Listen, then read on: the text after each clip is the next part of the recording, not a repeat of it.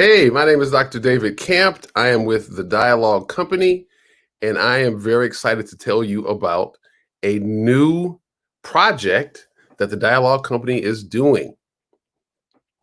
This new project is focused on equipping people to have more productive conversations about the election. The project is called the Voice Project, and that stands for Voters Organized to Influence Critical Elections. It's an initiative of the Dialogue Company, a company that's been around for many, many years, helping people have better conversations. But this one is focused on helping people talk about issues in the election. So we have some online courses that are about to be released the next couple of days, actually. But one of the things we're announcing today is a series that will happen starting next Monday and for the next 7 weeks to try to give people a live with me about how to think about talking about the election. So it starts on Monday at 12:30. The first one of these is going to be 1 hour, and then we'll go successive Mondays, and there'll be a half hour. So the one on Monday is focused on engaging with compassion.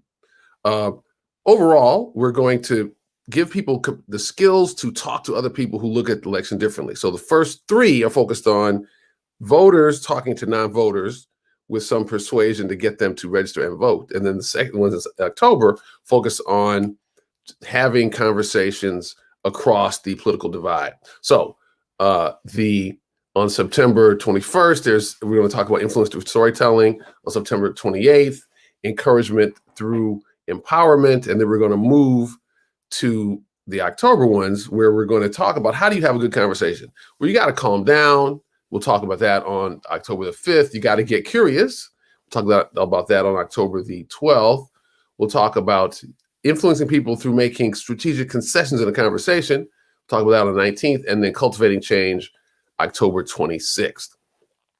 The point of all of this is to try to let people know that we don't have to be so divided. We don't have to think that we can't talk to our brothers or our cousins or people we work with about issues in the election. As Americans, we need to be able to talk about these issues with each other and not have our relationships fall apart. We're way too polarized.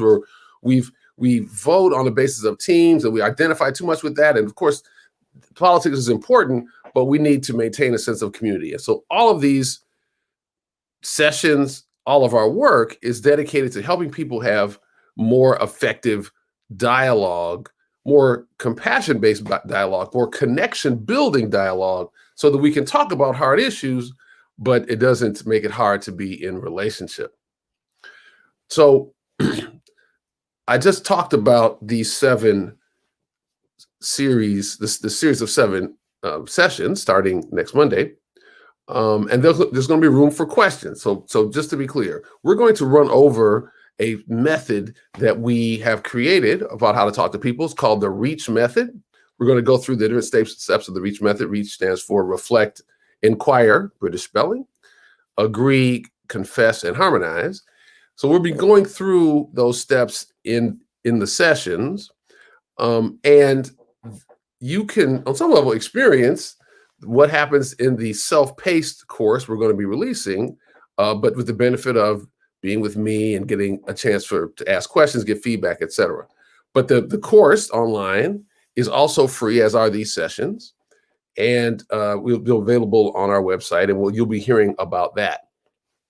This effort to try to get people to talk about the election is made possible by a grant from the 2 Unitarian churches on each coast, All Souls in Washington, D.C., and First Unitarian in Portland, combined together to have the Dialogue Company do 2 courses with a live cohort. And then from that, we created the online course, which is going to be released in a couple of days. And these sessions on Monday will be a live version of that. So you can feel free to not only join it, but tell other people about it. We've got to get more people voting. America has one of the lowest voting rates of the developed world. I think we're 26th out of 32 developed countries. We need to do better. And it wasn't always like that.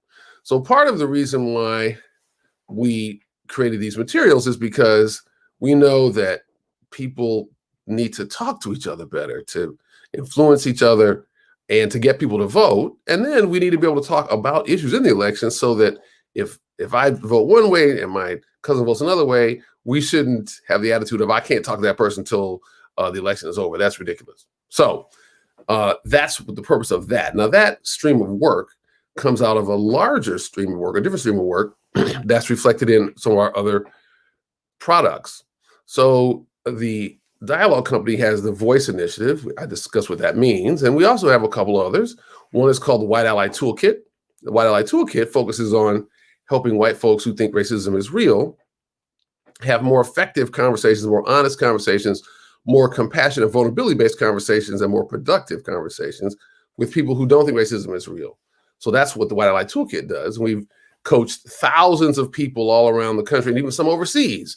In that initiative, we have several books and video series on that. You can go to whiteallytoolkit.com to learn more.